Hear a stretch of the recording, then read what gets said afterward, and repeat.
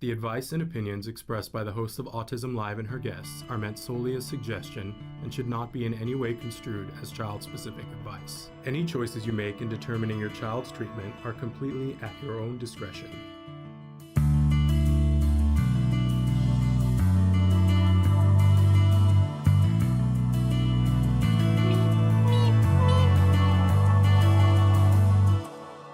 Good morning and welcome to Autism Live. I'm Shannon Penrod. I'm your host for this next hour, and I'm so excited to be here with you this morning because we're going to talk about a topic that is very near and dear to my heart.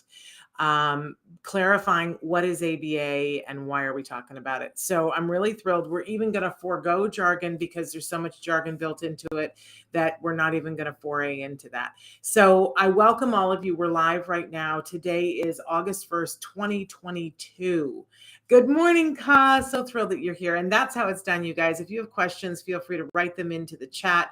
We're live right now on Facebook, on YouTube, on Twitter, and about a dozen other sites. And Traven's going to show those to you in just a second. I want to remind all of you, though, that we are a podcast. We are the #1 rated autism podcast, thanks to you. And we are available wherever you get your downloads, wherever you download your podcasts. That's where we are available, at least where it's free, because that is something that's also very near and dear to us, that we like for our content to be free to you. And we're excited that we're able to continue to do that. But it does take viewership, right?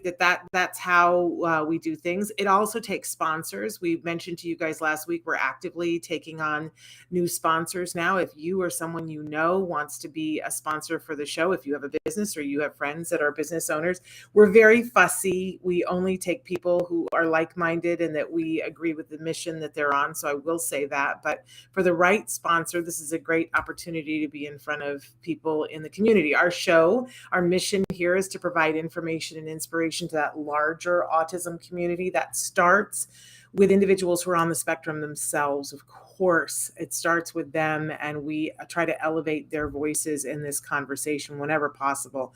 But it also includes everyone who loves those individuals, and I count myself as one of those people. Michelle is writing in and says, your address is on your website. I would love to send my autism story from Spectrum Life magazine by Autism Empowerment, October, fall 22. I would love to see that. And she gave us the digital copy for it, so that the link to it, so that we can look at it. It's almost 6 years since I've been following her. Michelle, I'm going to check that out. I absolutely am going to check that out. Congratulations. And that's spectrumlife.com, you guys, if you want to check out Michelle's article too. I can't wait to see it, Michelle. Thrilled that you're speaking out. That's what we all need to do, is tell her. You know, I'm a big fan of, people ask me, Shannon, what are you? Like what's your job? What do you do? And I, if I'm really being honest, I say to people, I'm a storyteller. I love to tell stories. I love to tell true stories. I love to tell stories, other stories too, and make up stories, but it's important to tell the stories, right? And today we're going to talk about, from my point of view, we've been doing this series called Parent to Parent, because, you know, I have a book out that's called Autism Parent to Parent, that's intended for exactly that, for a parent to be talking to parents. You know, we all have our place in this community, and sometimes you got to have the information from somebody who's on the autism spectrum, because that's an important perspective, right? But there are some things that, from a parent's perspective, that I can tell a parent that a teacher couldn't tell them, or that may not be something that someone who's on the spectrum would even be aware of unless they are also a parent, which I know of tons of parents who are on the spectrum and that are also parents, right? So I think perspective is really important, and it's really important for me to give the disclaimer that I'm not an expert in autism. I always say that here, but I am somebody who has been covering autism and interviewing autism experts for well over a decade now. And so I've learned a thing or two as a parent, and as a journalist is even a funny word to say, but as someone who's trying to tell the stories and interviewing the people to tell the stories, I've learned a thing or two, and I do have an opinion. And I want to be clear about that. I like to say that it's an informed opinion, but I'm not an expert. And but I do think that I have knowledge to share that is helpful for some people, maybe not for everybody. So that's why we're doing these talks. And today they're all like, it's like, which one is your favorite child? You don't have a favorite child, right? But I love this subject. It's really what I've devoted a good share of my life to over the last 20 years. Is demystifying what is ABA. So that's our talk today. What is ABA and what does that have to do with autism? And Simon says, but I do think it's necessary for the world to have serious conversations and plans to address the catastrophic rise in autistic cases in recent decades. And Simon, absolutely. I mean, one of the reasons why we've been doing a show for 11 years is that there is so much to talk about, right? There are lots of opinions about that, Simon, and we'll foray into that on another day, but I certainly love you writing it about that. Right? Super important. But today we're going to be talking about what is ABA and what does that have to do with autism and, a whole bunch of other things. So let's start. I'm going to give you the rundown of the topics that I'm going to cover here so that you know right from the beginning what we're going to get into. Okay. So I forgot that I can move my own slides. Thank you, Trayvon. So right from the jump, I'm going to cover the basic of the science of ABA. Then I'm going to cover what does that have to do with autism? What does it actually look like? What is all the controversy about from my perspective? And if it's so good, why? Because that's what I hear from you guys. Well, if it's so good, then where are all the adults that have good things to say about ABA? And if it's so good, there are endless questions about that. So this is what we're going to cover in this topic. And I'm kind of going to go fast because there's so much to say, right? And we only have an hour scheduled, although you know me, I will go over if I need to. Okay, so let's just jump right in here with the beginning of the basics of the science, because I feel like this is something, and I hate the way I set this slide up. That's really unfortunate. But, I made these slides and I hate the way I did it. There we go. I think sometimes we get far afield from what it actually is. So I gave you the definition from Cooper, Heron, and Hayward, the people that I absolutely love, but secretly like to make fun of their definitions. So applied behavior analysis. Okay, I've got to rearrange things here a little bit. All right. So applied behavior analysis, ABA, is the science in which tactics derived from the principles of behavior are applied. Oh, we're applying behavior to improve socially significant behavior, and experimentation is used to identify the variables responsible for the improvement in behavior. Anyone, is this helpful or useful to you? Raise your hand if it is. Oh, I see no hands up. Because for me, this is, if you don't know what applied behavior analysis is, then you don't know what applying analysis to behavior is. Anyone? Yeah.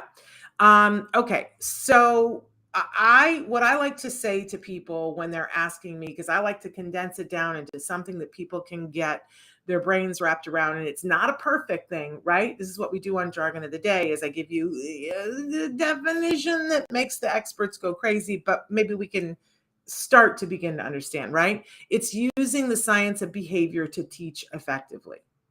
Because here's the deal, you guys, ABA is a teaching technique. That's what it is. It is a teaching technique, but it's not just any old teaching technique. It's not something that somebody invented in the back of their Chevy van, right? It's a teaching technique that's backed up by a great deal of science. And I don't know about you, I'm a former teacher, and I love learning. I love when people grow. I love when any people can learn, grow, and be taught something. And I love watching it. I used to love watching that show, Who Wants to Be a Millionaire? And people were like, I don't understand. It's kind of boring. They ask the person a question, and then the person sits there and talks through, well, it could be this, it could be that. And I said, yeah, but it's kind of fascinating because you're watching them think. And I think watching people think, and more importantly, watching people learn is great. For me, that's great television. I could sit and watch people think and learn all day long. I love being in a lecture hall when somebody who's great is at the front of the room and you watch people's minds change and grow. Whoo, that's good stuff. Hello, Dark Angel. Thrilled that you're here. So if you're at all into teaching and you want to know what works versus what doesn't work, then ABA should be of interest to you, because ABA is considered the best teaching technique. It's considered the most effective, and that is not just for people on the autism spectrum. Okay. And I think, let's get on here to our next slide here. I guess I don't do a big history of it, but ABA is an old science. It's a very old science. It was not invented for autism, nor is it solely used for autism. I think in recent years, it's about 50% used for autism of people who are in the field of ABA. How many of them are involved with autism? But that still means that there's like 50% of the people who are doing ABA and not having anything to do with autism. So it was not invented for autism. It was invented to look at how do people learn, because this is a very big deal in our world, in our environment, right? So let's go through the basics here. And I'm going to make all the experts break out into hives. But remember, I said this is coming from a parent with a parent's understanding, so that hopefully you guys can understand it. The basic thing that is central to ABA is that learning is more likely to occur if there's a meaningful reward for the learner. Like, that's the cornerstone of the whole shooting match right there. That somebody is more likely to learn if it's meaningful and there's a meaningful reward for the person who's learning. So when we get to talking about the controversies surrounding autism and ABA, I want everybody to remember back to this. This is the whole thing in a nutshell, that it has to be meaningful to the learner and that in order for them to learn. So if you're doing ABA well, it's got to be specific to the person. It's got to be something that's meaningful to them, so that you're not teaching them something that is of no use to them and that there's no reward for them in this moment. I know I just blew some people's minds, because they're like, well, wait a second. I heard that it tortures people. Does that sound like torture? You're teaching someone and it's got to be rewarding to them specifically. I know there's a lot of bad information out there about that. So hold on to this tight. Learning is more likely to occur if there's a meaningful reward for the learner. Okay. So moving on here. Here are some other basic principles. And if you're like me and you're a little bit blind, I can tell that I was so pleased with this PowerPoint presentation. And now I'm like, oh, it's super, super small. Okay. So here are some other basic principles of ABA that, because you guys ask me all the time, how can I tell if something is good ABA or it's not ABA? Well, here are some things that you can hang your hat on to see, is this, something, are we getting what it is that I think? I have no idea what's happening here with my PowerPoint. There we go. Okay. So, basic principle is that if you have the opportunity to learn, more opportunities to learn better, and an immediate positive feedback, then you'll get better outcomes. So if I'm a teacher and I need to teach you how to do 7 + 5, I need to give you as many opportunities as possible. I need to give you immediate positive feedback, which means that if you're getting close or that you're getting it right, then I'm praising you. And that when I pair these two things together, I'm going to get better outcomes. Again, doesn't sound like torture to me. So more opportunities, more immediate positive feedback is going, good morning, Christina, is going to give you better outcomes. This is why later on when we talk about with autism, if we're trying to give more opportunities, that means more hours. If I'm a teacher and I'm trying to teach you 7 + 5, everybody's going to learn at different rates, right? But for some people, teaching 7 + 5, I might need 4 hours. Some people I might need 4 minutes, right? But if I'm not getting the desired response, I need to give you more opportunities, more positive feedback, right? Okay, second one, which we just talked about, everyone doesn't learn in the same way or at the same rate. Learning should be individualized. You can't have it be a cookie cutter. You can't decide that 7 plus 5 can only be taught this way, and we're only going to teach it this number of time, and then we're going to go on. That's not individualized. ABA says, no, that's not good teaching technique. Hello, world of education. This is the best teaching method, and it says it's got to be individualized. How about this one? The student is never wrong. If learning isn't happening, change the methods, not the student. Hello, can I get an amen here? How about this one? Challenging behavior is not random. It's happening for a reason. That's one of the basic principles of ABA. Everything is happening for a reason, and we're going to talk more about this in just a second. This one, which we've already sort of covered, but learning has to be meaningful to the individual. If what all you're doing is teaching eye contact to someone and it's not meaningful to them, guess what? You're going to have a really hard time teaching it, and you're going to frustrate that student, and you're going to waste a lot of time. It has to be meaningful to the individual. How about this one? Everyone can learn. Everyone deserves the right to learn. Just because you can't pick it up in 3 seconds doesn't mean you don't get the right to learn. This is a very important thing for me. And I'm so glad that people are here and starting to write in. Preventing a child from learning to reward themselves is abusive. If you condition the child to need your reward approval, then that is definitely abusive by neurological standards. Thank you for writing that in, because this is exactly what I want to get to. That would be bad ABA. If you conditioned them to only get the reward from you, that would be very bad ABA, right? Because rewards come in all different ways, and it has to be meaningful to the person. But let's remember that we all run on being rewarded by things. When you go to a job, you expect to get paid. Guess what? That is your reward. And if they didn't, that's not abusive. Saying, I'm only going to pay you if you work, that's not abusive, right? But if that was the only thing that we allowed people and we didn't give them any other reinforcer, we could certainly think of that as being abusive, right? But good ABA says it's got to be meaningful to the individual, and that there has to be meaningful rewards for them. That doesn't mean that the reward comes from me all the time, although it certainly means it does some of the time, right? But this is exactly what I want to get to, Sensei. And the last one here, that functional communication is the right of all individuals.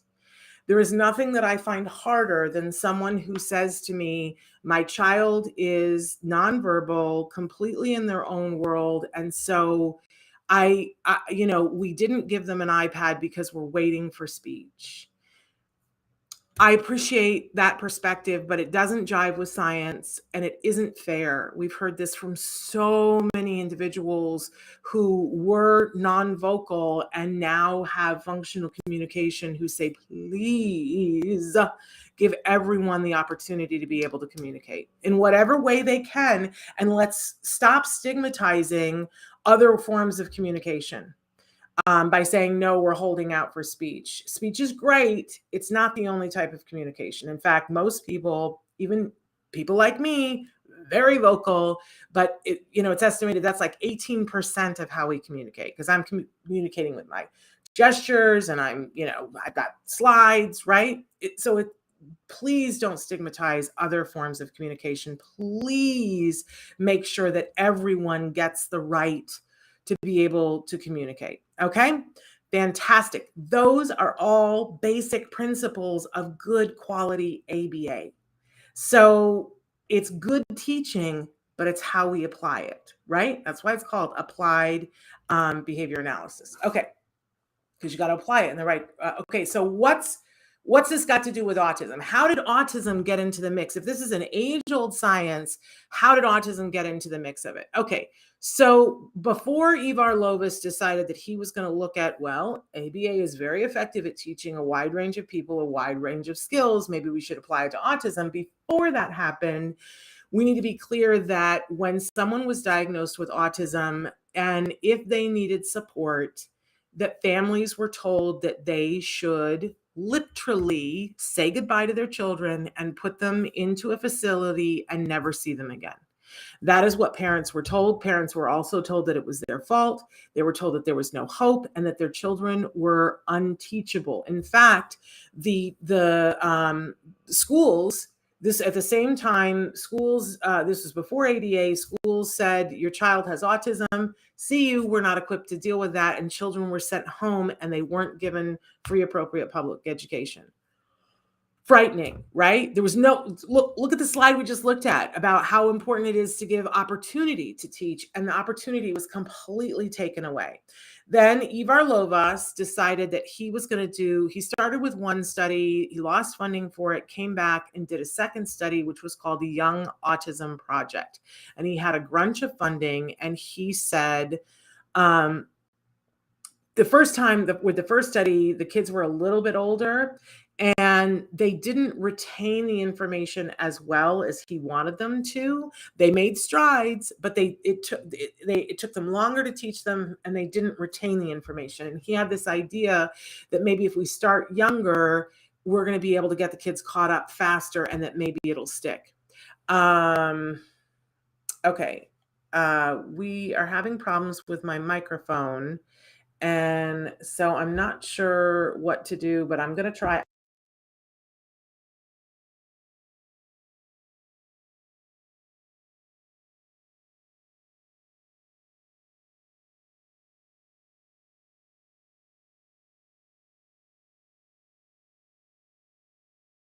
You cannot hear me. So hang on one second, you guys. We're having microphone problems. Let me see if I can solve what is going on. And now I'm having sirens. Can you hear me now? Are we still having the problem? Hello? Hang on, you guys. I'm going to turn, how's this? My mic gain was all the way up at 100. How's this, Traven? That better? Is that better? It's changing on its own. No. It goes up to 100 no matter what I do, Traven. I do not know. Let me go to, sorry, you guys, hang on. Please hold, as they say. Audio, let's take it off. This, can you guys hear me now? Is that better? Okay, so continuing on, you guys, we got microphone issues. Okay, so here was Lovaas, and he said we're gonna go and do a study with. Thank you, Christina, I appreciate it. Dark Angel says my 4-year-old surprises me with how he gets happy when I tell him bravo, bravo after he identifies a flashcard from another. Hey, listen, not everybody loves praise, but a lot of us do. A lot of us love praise, and there's nothing wrong with praising people and telling them they're doing a good job. Boy, we can all do more of that. So Lovaas said, what if we were to take these principles and apply this to young children? And he took a group of children between the ages of 2 and 5 and said, we're going to do this intensively. And then they published the findings. And I'm going to go through what the findings are in just a second. As a result of that, more and more people said, is this true? A lot of people said that can't be replicated because it was kind of amazing what the results were. And more people said, can we replicate this? There are thousands of studies now that have replicated it.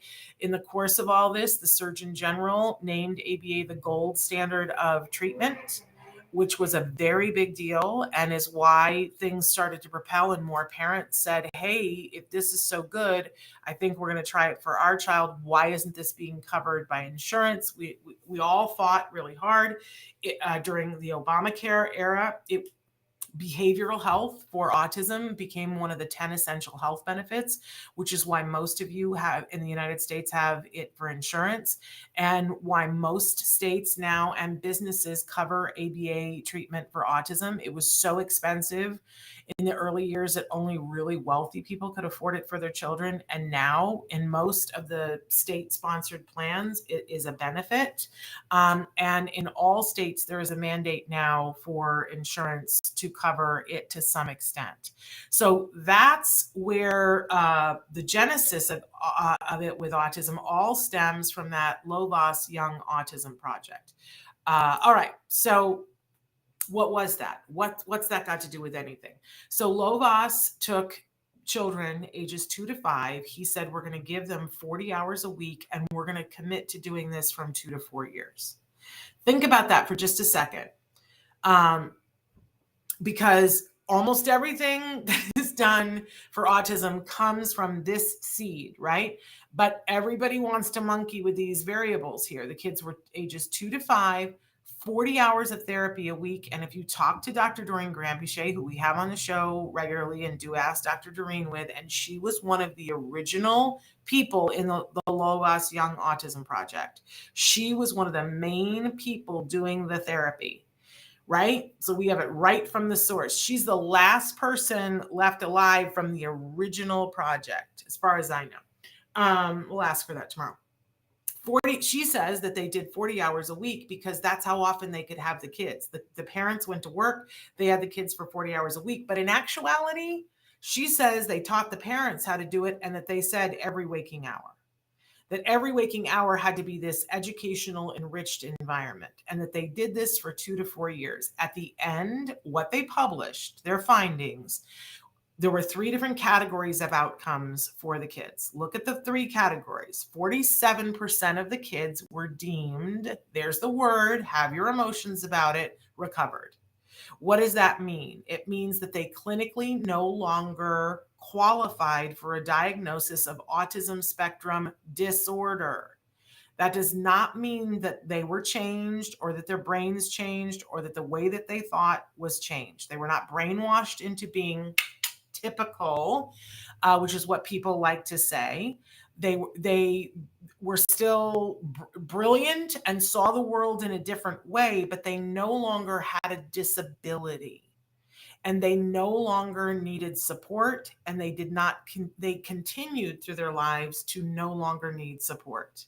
They didn't have to have somebody who handled their finances.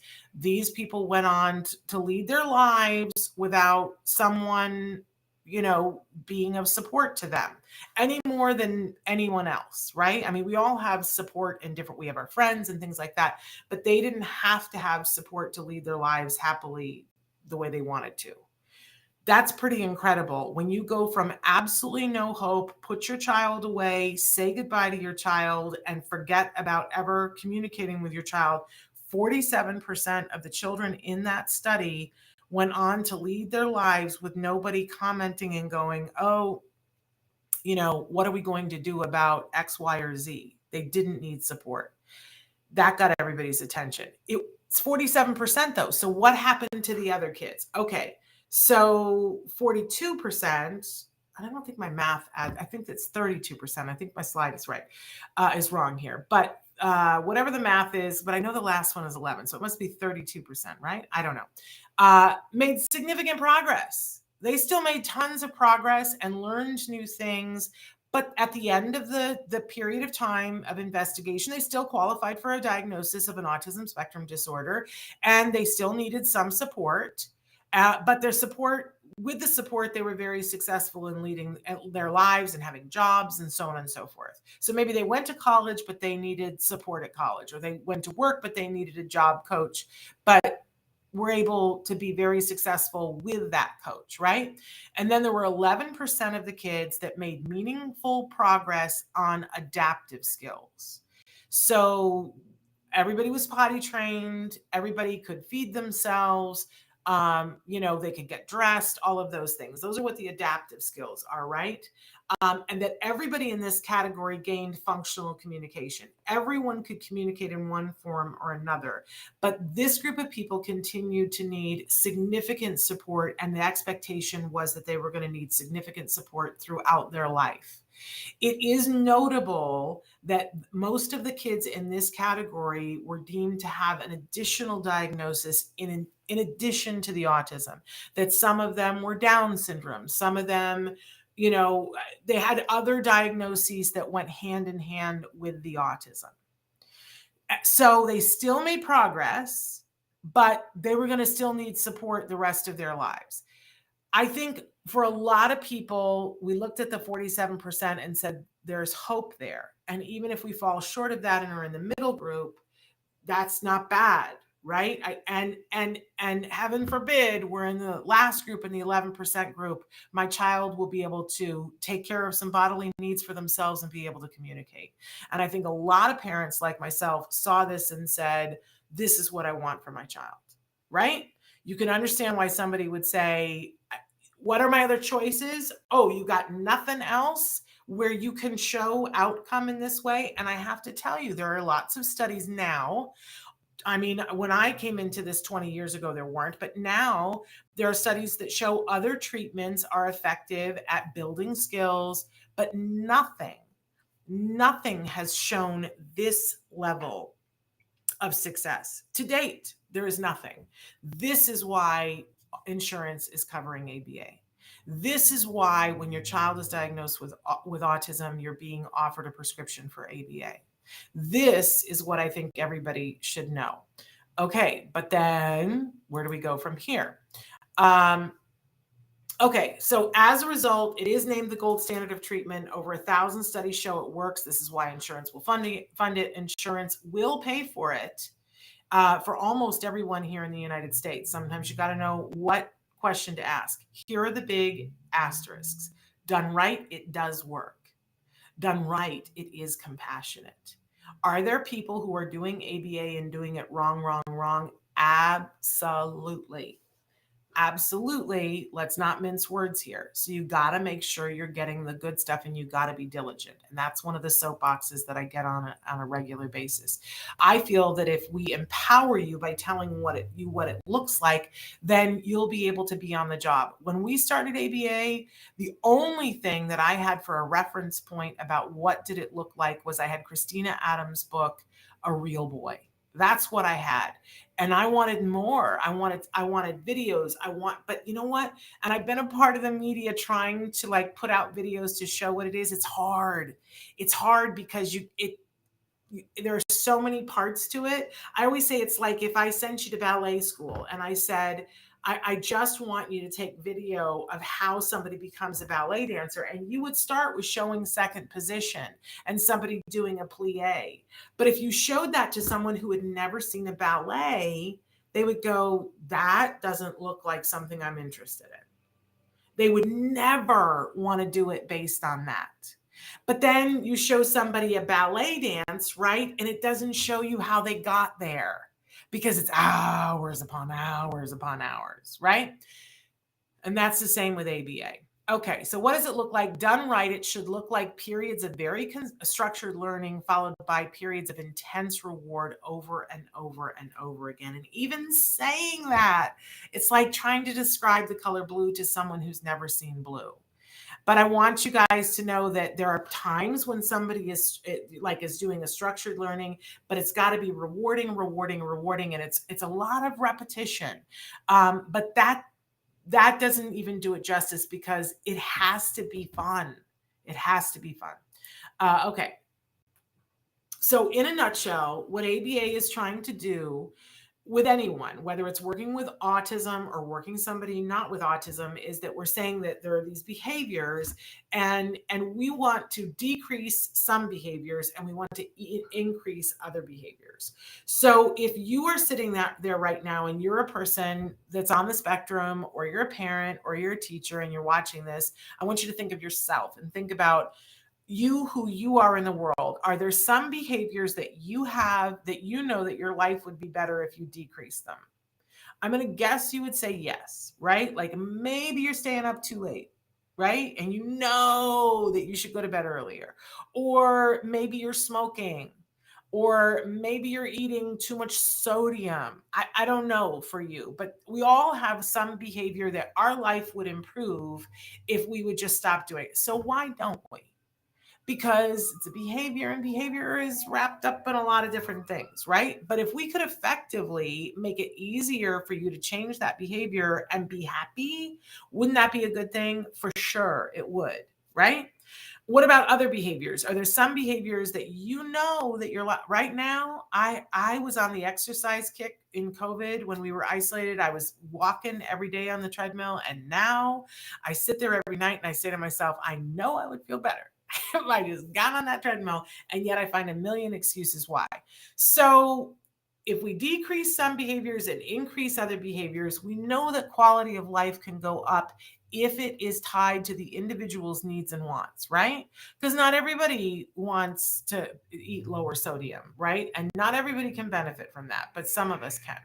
Okay, so how do we do this? How do we decrease some behaviors and increase other behaviors? If you watch the show, you know we talk about the 3-term contingency.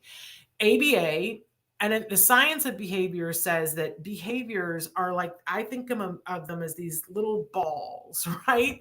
And each ball is connected to other things. It doesn't exist in space by itself. And so each little behavior has this sort of chain that makes up its own little ball.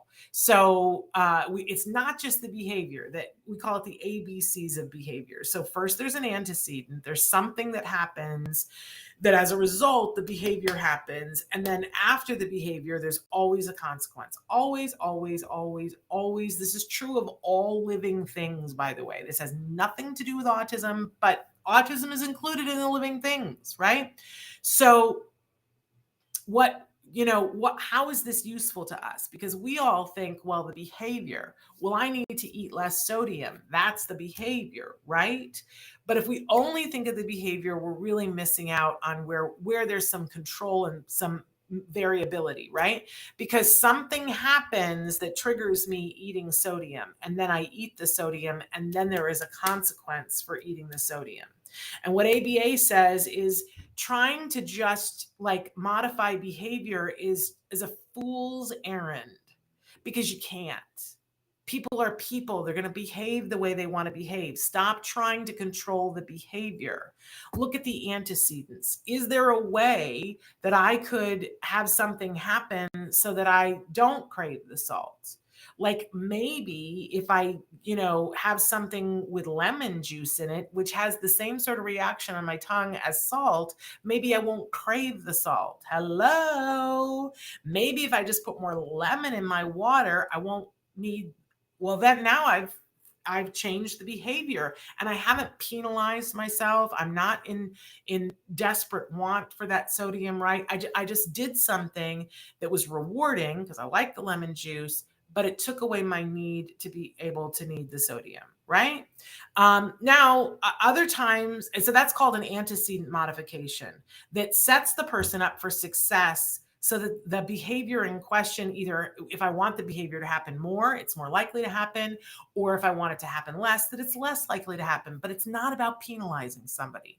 And then, of course, there's always the consequence. And everybody always thinks of this as punishment. And in fact, it isn't. That's the glass half full thing, right? That sometimes it's the consequence of, for instance, if the behavior is that I personally, it's meaningful to me to get an A on a test, right? And so what do? I set myself up for success. I do an antecedent modification. I study a little bit every day. I get good rest. I eat good things so that the day comes for the test and I'm feeling good. Those were all antecedent modifications. I take the test, and then when the test is over, I give myself a reward.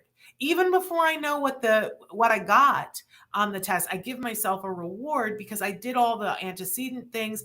And now I get into this behavior thing where it's like, I know how to set myself up for success to do well on a test, right? So a lot of times the consequence strategy in ABA is making sure that the person gets a reinforcer that's personal to them. This is how we go about looking at behavior and shaping behavior so that we decrease some behaviors and increase other behaviors. Again, it has to be meaningful to the person. We can't just, I mean, you can decide to shape behavior where you have someone like, hitting their head against the floor. You could if you wanted to, and that would be unethical, right? This is about shaping behaviors that are meaningful to the individual, that are helpful to them and meaningful to them, not just to the people teaching it. Okay, moving on here. I got to take a sip. Here are some really important things that we have to remember. We don't have control over behavior. We have some control over antecedents, and we have some control over consequences. For every parent who's ever taken a child into a doctor's office and you have to wait and there's nothing to do, and the child, children will get into things, right? And the example that I always gave was my son would sit there and he would start kicking the leg of the chair. And now the elderly lady, and now I'm that lady in the doctor's office, but would sit over there and be like, do something about that, right? So as a parent, what I learned was that if I just turned to my son and said, stop that, how likely was I going to be successful? No, because what does it say there? We don't really have control of the behavior. What was it going to do? Tape his leg to the chair? I can't make him stop. If he doesn't want to stop, he's not going to stop. The problem is that sometimes people stop there and go, well, there's nothing I can do then. Oh, mon cher, contraire, right? Because I could have, and eventually I did do this because I was taught well by people. I brought this, what I called the zipper bag. It was all these zippers. And in each little compartment of the zipper bag, there was a different toy that had an attention span of it on it about a 2-minute thing. Like there was one little wind up toy that would do flips. And so we'd get into the doctor's office and I would say to my son, okay, one zipper. And he would unzip it. He would play with that for 2 minutes. He would give it back to me. I'd zip it back in. He got to unzip another one. And we would get through that waiting period with no difficulties because he was engaged. He was having fun. He wasn't overwhelmed, right? And I had no lady across the way giving me the stink eye. That's an antecedent modification. I didn't just decide to say, hey, stop kicking your leg against the chair. And we built it in so that when he behaved well in the doctor's office waiting room, there was always some sort of reward that he got. It might be that another toy got added to the zipper bag, right? And this is, he was happy to go to the doctor's office and wait. He was happy to be there and not bored. So this is how this works. It's amazing how it works. Okay.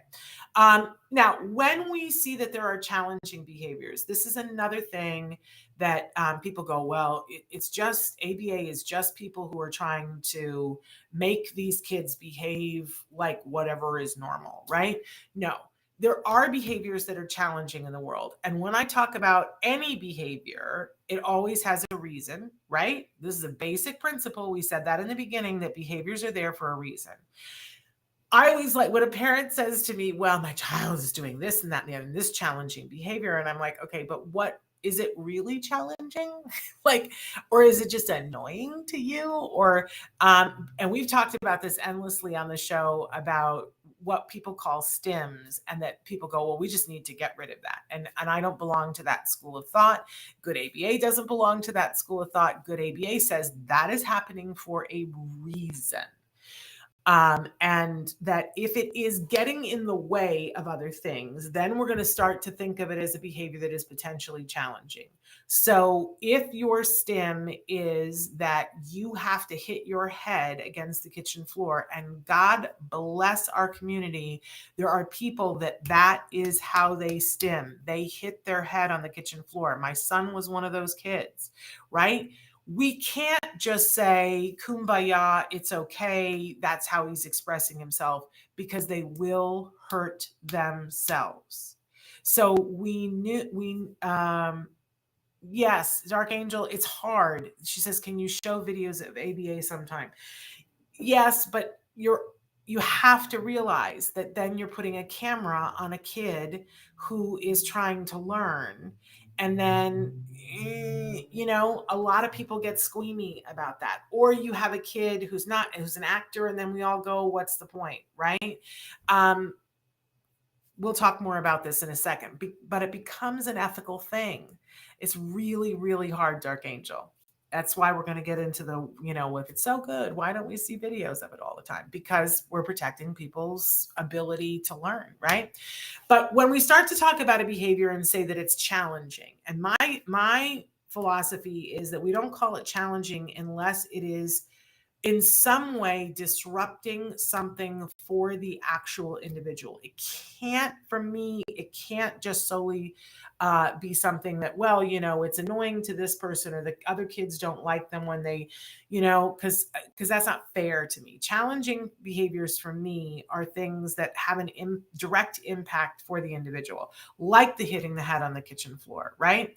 Then when we see a behavior that we go, this is preventing learning, this is hurting them, this is, causing them to feel bad about themselves, whatever, then we can target that behavior and go, that's a challenging behavior, and we want to decrease that behavior. It's getting in the person's way. But it's really important that we know the 4 usual suspects. There's 4 usual reasons why any of us engage in challenging behavior. So there's the big 4. There's an asterisk because there's a sometimes 5, like and sometimes Y for the vowels. But one of the biggest ones is attention. We all do things to get attention. And I love it when a parent says to me, oh, no, it wouldn't be for attention because we yell at him every time he does that. And I'm like, but that's attention. Right? Even bad attention. If you doubt me, go get a tabloid. People engage in behavior to get attention, even when it's bad. If you need attention, you'll take whatever attention you can get, right? That's a big one. People do things to escape. They escape people, feelings, pain, fear. And we need to be very mindful when we see that someone is doing a behavior because of escape, because there's something going on that they're really trying to get themselves away from. That's a warning. And we need to be mindful and compassionate about that. But we also need to teach, because sometimes I take the case of Romario Snow, who he can't stand to be around aggression. Aggression is really hard for him. It's like physically painful for him to see aggression, and it causes him to run away. And twice now he's run away from his mother in circumstances where one time it took her 27 days to find him. So, that we have to mitigate those circumstances, right?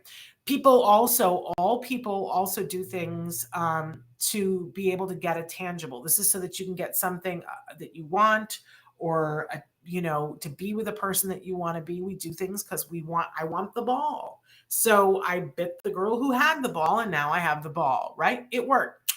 I'm going to keep doing it, right? And then the last one, which is the dicier one, it's called automatically reinforcing, because there's some sort of a built-in personal reward.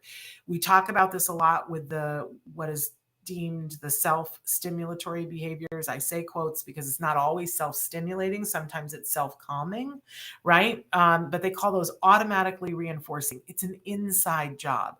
The reward that the person gets for it is on the inside. You and I can't see it. It's hard to detect, but we know that they're getting an inside reward for it. And the 5th one that is there sometimes is control. And many of you will write in and say, my child does things that I know they don't even like because they want to be in control. Hello. My name is Shannon, and I like to be in control. And I think that a lot of people like to be in control. And I think our kids want to be in control of themselves and their lives. I think we need to be compassionate about that. And if I don't get the opportunity to be in control, I will act out, as will most people. Okay. So these are our suspects, and we need to know what the reason is if we're going to intervene in a compassionate and kind way, because we never try to, if I have a need for an attention, this is where people don't understand. If I have a need for attention, then people go, okay, well, then I'm just not going to give attention to it. All right, that's a strategy, but it means you have to give the attention somewhere else. Because if you just deprive the person of the thing that they needed, then you're going to make their life miserable and you're not going to be doing effective teaching. When I was a teacher, this was explained to me before I ever knew what ABA was. And they would say, okay, if you got a kid in the classroom who's just really wrecking the thing all the time because they got something funny, they're like the class clown, they got something going on, it's attention 9 times out of 10. And what you got to do is shower them with attention before they act out. These are the kids that I would go, there was one young man that I remember very distinctly, and his name was Juan. And I said, Juan, could you come up and be my assistant? And I would praise him. And he got all the attention. He was up at the front of the classroom with me. And the kid would beam. And other teachers would say, I don't understand it. That kid is so amazing in your class and he's learning so much. How come I can't do that? Well, you're not showering him with attention. And they would say, oh no, quite the contrary. I try to ignore everything that he does. How's that working for you? So this becomes an antecedent strategy that we shower him with attention so that he doesn't have to seek it in the moments when you can't give it. Does that make sense? That's good ABA. And I didn't even know I was doing it because somebody didn't tell me that's what it was called, but taught me how to do it. I didn't come up with it on my own. Okay, this is what we do. Okay, so how would we know, though, which one of those 4 or potentially 5 things? I think whenever possible, it's best to be working with professionals. There are things called BCBAs, which are board certified behavior analysts. They're very good at this. There is also something called the CIFA that's part of the skills program, which is available now to the public. You don't need the whole thing, but there's something called the Skills BIP Builder. You could ask just for that. And I don't know how much that costs. It's a monthly thing, but it has the CIFA in there and you just it asks you a bunch of questions and you put in the answers to it. And then it tells you what the likely function of it is. And it suggests to you how to intervene. It's kind of cool.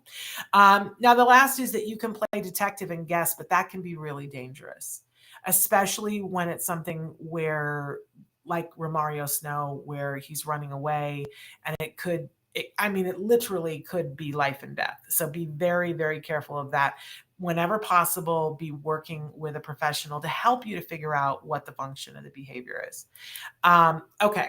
So moving on. All right. Why all the controversy? If it's all this that Shannon just said, and we can teach behaviors and we can make people's lives more meaningful and everyone's life more meaningful, but if we can teach people on the autism spectrum and have them have their sense of self-worth and have it be individualized, why all the controversy? Well, this is Shannon's opinion. There's a whole slew of things here. First of all, I always like to think who benefits from anything, because here's the problem. ABA is expensive. So somebody's got to pay for it. And it's very interesting to me, the more that we have held people, entities, insurance responsible, or school districts for paying for it, the more we've heard about how horrible it is. I find that very interesting.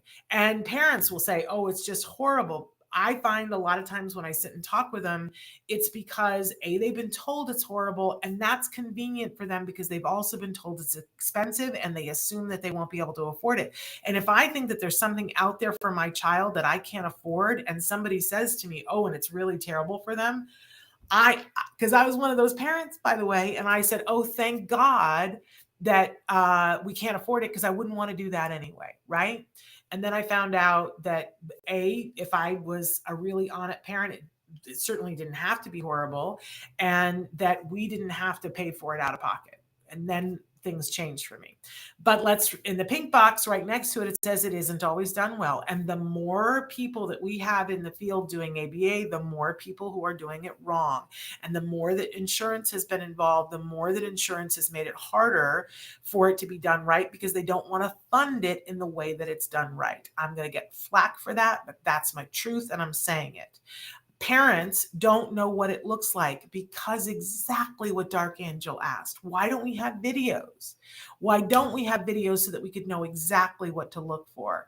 And it's hard to show you videos between the ethical rights of the child, between getting all the permissions to do it. We had this wonderful series that we had for a while that was called The A Word, where we followed a little boy through therapy with his parents' permission. And it was so helpful to so many people. But I will be honest with you that then when he was a teenager, the parents came back and said, you know what? We now feel that it's not fair for him to have this out there, especially during his teenage years. Would you mind taking it down? We'll come back to you in a few years when he's an adult. And if he signs off on it, then we'll allow you to show it again.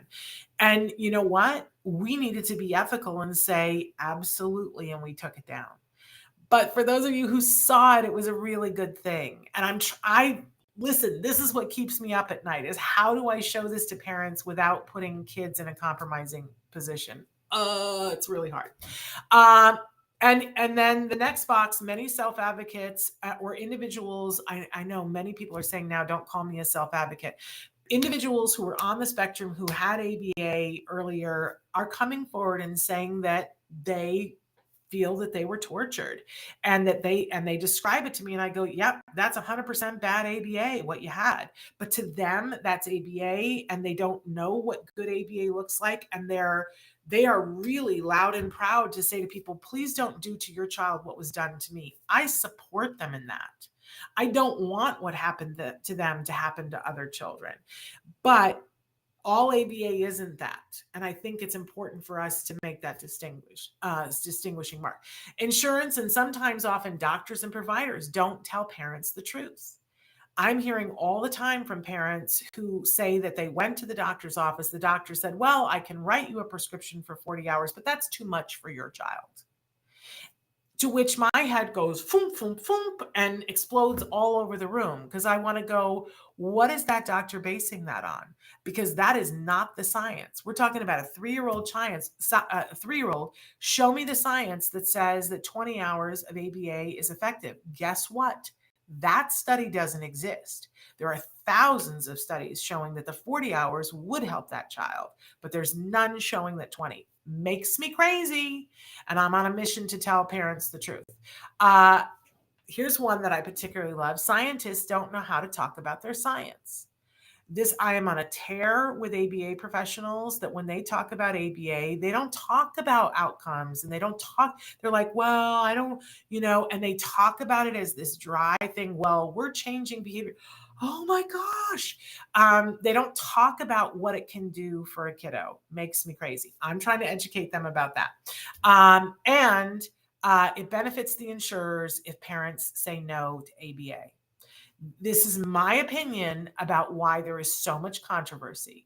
Because who wins? If you are a parent and you decide not to do ABA with your child, who is the big winner? It is the insurance company.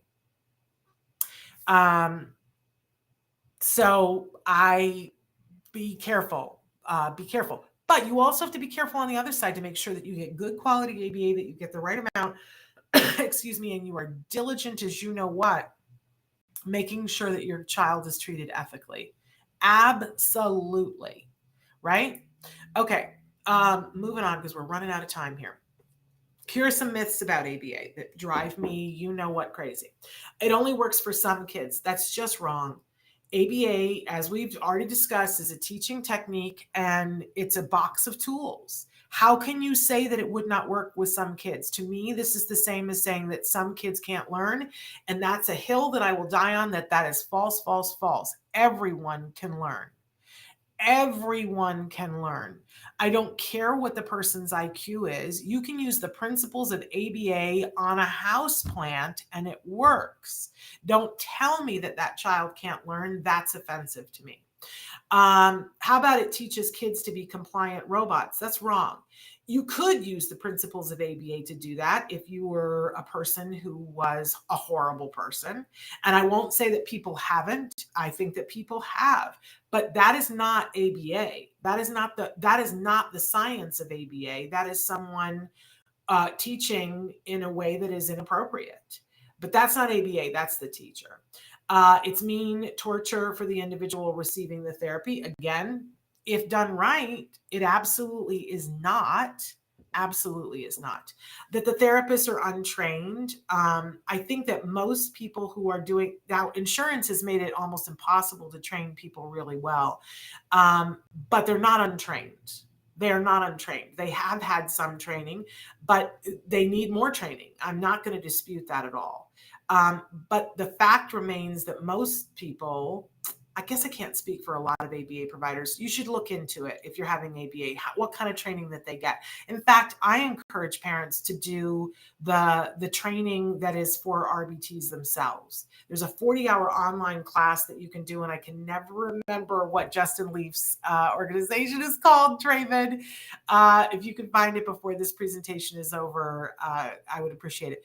But there's a free 40-hour training that people can do on their way to become a registered behavior technician, and I encourage parents to do that training.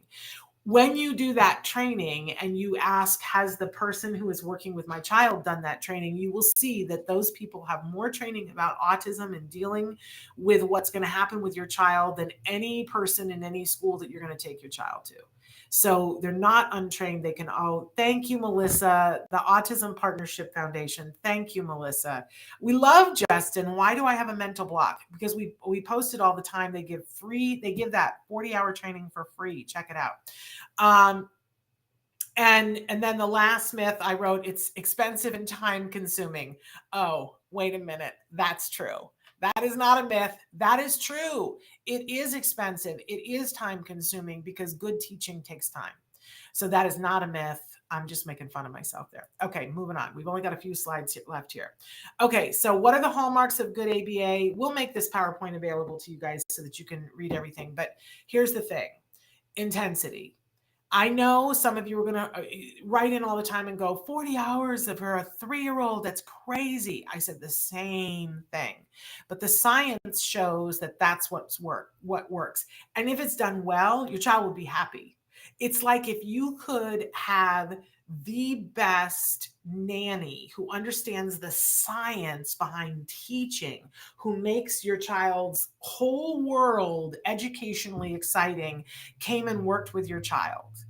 And they were there, you would want more of that. So don't shy away from the intensity. Make sure that they're taking regular breaks that are fun and reinforcing for your kiddo. Make sure that your kiddo gets enough sleep. Make sure that you ramp up to your hours, but don't say no to intensity. It's the thing that we know works. That it has to be focused on the individual. Remember, I said it has to be meaningful to them. No more just teaching some random crap to kids that has no meaning to them. Right? It's got to be meaningful to them. Clear focus on reinforcement, not punishment, right? It has to involve the caregivers. If you think that you're going to drop your child off at the autism center and then you're going to come back and pick them up and that you don't need to learn this, that's not how this works. You have to learn. I said the other day with Dr. Grampiche, I had a thing on my mirror in my bathroom that said, my son's team is only as good as its weakest player, and that will not be me. Please get involved as a parent. Learn what these people know. Your organization, and they have to have built-in, they call it caregiver collaboration or parent training, whatever they call it. Please get involved in that. And please, if they're not giving it to you, report them to their insurance company because they should be giving it to you. And your insurance company knows the value of you learning it, and they will get after them if they're not giving it to you. They have to plan for generalization. From the first time that they give a lesson to your child, they have to plan for what's the long term for this. So if we're teaching, your child to go to the bathroom, we're not just teaching them how to go to the bathroom in the toilet downstairs. We're teaching them how to go to the bathroom in every toilet in the world. And we planned for how we're going to teach, that we're going to teach first here, then we're going to go to Target. Every single lesson your child has to have a plan for generalization, and you should ask for it. What's the plan for generalization for that lesson? And if they hem and haw, you are with the wrong ABA provider. They have to have a willingness to change techniques to suit your child. If they're saying to you, if your child learns through visual cues and they're like, well, we just don't do that here, run. run away. They have to have flexibility in their approach. They have to have a team approach. And guess who's on the team? You are. And your child is too. They have to communicate their tuchuses off, and there has to be dignity for all. Those are the hallmarks for good ABA. And if you're not seeing that, make a stink. Call your insurance company. Tell them, I'm not seeing this. Talk to them. Say, I'm not seeing this. It's important. This is how you stay the gatekeeper. Okay, what is the recipe for success? How did that Logos study get to those 47% of the kids getting to the point where they no longer needed support? It was intensity, y'all. They've done so many studies about this and said that intensity is one of the most important factors. And do you know that there's some crazy statistic that out of all the kids in the United States getting ABA, that I think the average number of hours a week is 12. You know what? That makes me want to jump off a bridge, because there's not a study, you guys, it doesn't say that. If you're going to follow the science, follow the science. The science says intensity. That you need to have a BCBA on your team that's got some experience. So if they don't, make sure they're being mentored by somebody. There are tons of BCBAs with experience. Ask them, are you being mentored? Don't feel bad about advocating for yourself or for your kid. And then look at the third one. The third predictor of success for kids that are doing ABA: intensity, experience, and parent involvement. If you learn what your therapists know, your kid's outcome will be better. That's just scientific proof. It's evidence. It's there. It's been proven. Okay, moving on. If it's so good, right? Everybody always says to me, if it's so good, where are all the adults, Shannon, that had ABA? Why aren't they speaking out about ABA? If it was so good, where are all these recovered kids? And why aren't they talking about how good the ABA is? And the truth is, because they are out living their lives. That's the truth, you guys. And people used to tell me this all the time. And I was like, well, surely they could spare a few minutes of whatever. And you know what? My son does. I'm just going to use him as an example. He does. If I say to him, listen, in my schedule, I'm going to go and I'm going to speak to this group of people. By chance, are you available on that day at that time? When he is, he will come. But you know what? He's working 2 jobs. One of them, he's working with kids that are special needs, and he, is making the dean's list at college and having a social life. It's really hard. It's really, really hard. And some of these kids aren't. And people will say, oh, they're ashamed or they're embarrassed. Please do not ever say that to me. My son is not embarrassed at all to be a member of the autism community, not a little bit. Loves working in the field with individuals who have unique needs. He's not embarrassed of the fact that, he had a diagnosis. It's just that he will tell you is that then people act different around him. And like, look at every little thing. And he no longer is just, Jem. He's, Jem who, had all this ABA therapy. And that's all anybody wants to talk to him about. And he's like, listen, I want to be helpful. I want to be supportive, but there's more to me than that story. And he deserves that right to live his life, as do so many of these other adults. So they're there, you guys. And if we try to feature them here on the show whenever it's conducive for them, but they're out there leading their lives.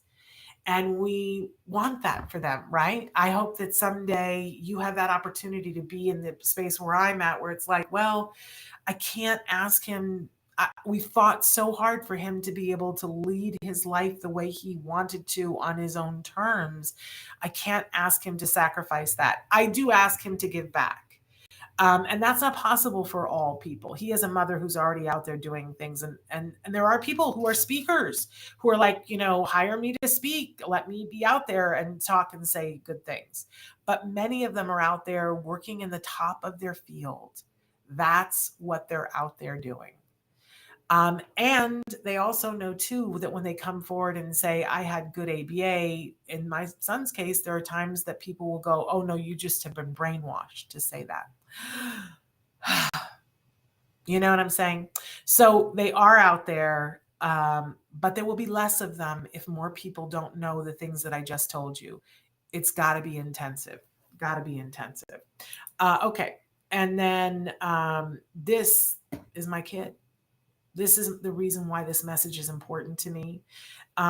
This is what is possible. This is the picture we had to take in COVID. I took this picture because we couldn't get senior pictures because we live in LA and they weren't doing that. But this is why I feel so important to say to you that this is possible. But if you want it, it's so funny because we used to have to fight to get the funding. And I won't tell you that you won't have to fight. You'll have to fight to keep your funding. But if your child is diagnosed, and you will be offered some form of ABA in all likelihood. If you're not, you need to look into why you weren't. And I can help you with that. You just have to write into me, Shannon at autism-live.com. But the thing is what you're going to have to do in the beginning. Instead of fighting for the funding in the beginning, you have to fight for the right to get the full prescription, which is as many hours as appropriate for your child. There's different, but if you have a child between the ages of 2 and 5, please fight for 40 hours a week. They will give it to you. They will give it to you if you have insurance, because they know that later on you could sue them for giving you less than what they knew to scientifically be effective. That's the truth, you guys. So please fight for the 40 hours. Please fight with everyone. Fight with your insurance, fight with your doctor, fight with the ABA company. If they tell you, oh yes, we can take you for 40 hours and they only give you 20, you've got to fight, and you've got to keep fighting until you get your, and then once you're in with a good ABA provider, you got to fight to make sure that they are a good ABA provider, and you got to fight. But here's the thing, it's not forever. If you fight to get it and keep it and work on it for 2 to 4 years, go back to that picture of that slide in your mind, that your kid is going to fall somewhere in one of those 3 categories. It's been replicated. And the numbers are almost identical each time. So maybe your child will be at the place where they no longer need support. And I can tell you that it's only been in the last 3 years that we would say that for our child. For the longest time, I would say to people, we were in that middle column. We did not finish ABA and go, oh, look, we're in this other column. That was not our story. We were in the middle column. Somehow I've edged over into the other column. But I can tell you, when I was in the middle column, it was a good column to be in. And I know people whose kids were in that 11%. And you know what they say to me? They're the most grateful for ABA, because they say, my child can communicate, and my child is a part of our family. And we have a relationship now, and that I didn't know if we were going to have before. And I'm grateful because they're safe and they know safety rules, and we can be productive, and we have made our peace with the fact that they're going to need support. But we also know that we did everything that we could. And that is what they say. So this is what I say to you. Please do what you can. And if you need help, please reach out and ask for help. I made one more slide, Traven, because I wanted to thank all of you for being a part of this conversation. And it does have my email address on there. And you can find us at autismnetwork.com. For more, we cover so many of the topics having to do with this. We hope that you guys, I know that some of you that are watching are in other countries, and that it's not the same as it is in the United States, and that you don't have the access. And I'm sure that it's frustrating for you to hear that parents are saying no to intensive ABA program when you're where I was in the early 2000s, where it's like, oh my gosh, I'm going to have to scrap to get this together. Or how about the parents in the 90s who were like, I'm going to have to create an ABA program in my living room, and I don't have the team to do that. It's just frustrating, right? But I want to tell all of you, wherever you are, it used to be that way in the United States, and parents still found a way to make it happen. There are ways. Do everything that you can. You won't be sorry. So that is my message to you today. Tomorrow, we're here with Dr. Doreen Granpeche. She's answering your questions live. That will be tomorrow. And then on Wednesday, we're starting to wind these parent-to-parent things down. We're going to do a couple more of them. But Wednesday, we're taking on diet, y'all, because I know many of you write in, you're like a little upside down about the diet thing, not really sure. Is it something that's useful to you? Like which diet? Why? What does it have to do? So basically talking about why is diet important when we're talking about autism in that parent-to-parent way. So there's that. And then on Thursday, it's Let's Talk Autism with Shannon and Nancy, and we've got an amazing parent who's going to be joining us talking about how he fought to get insurance to fund ABA in his child's school, in his classroom. This is like new territory for me because I haven't heard a lot of people being successful with that. And this parent's like, ooh, I've got information. So we're really thrilled about that on Thursday. And then if you missed last Friday's Stories from the Spectrum, we're going to be re-airing it this Friday. I just loved I think it's an important one. I love them all. It's all content created by people on the spectrum completely. We only curate in terms of make sure that we have some funding, that they get paid for us to show their content. They still retain ownership of their content. We're just paying to air it. It's all their own opinions, their own content. So I hope that you'll support them and share that. All right, that's my alarm saying it's time to go. It's not. It's well past time to go.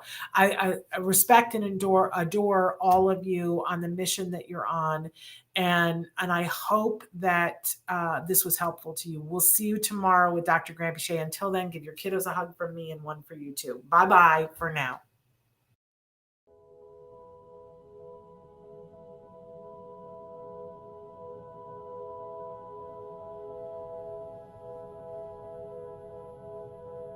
If you found anything helpful in this video, please give us a like. In fact, make sure that you smash that subscribe button on YouTube and give us a like on Facebook.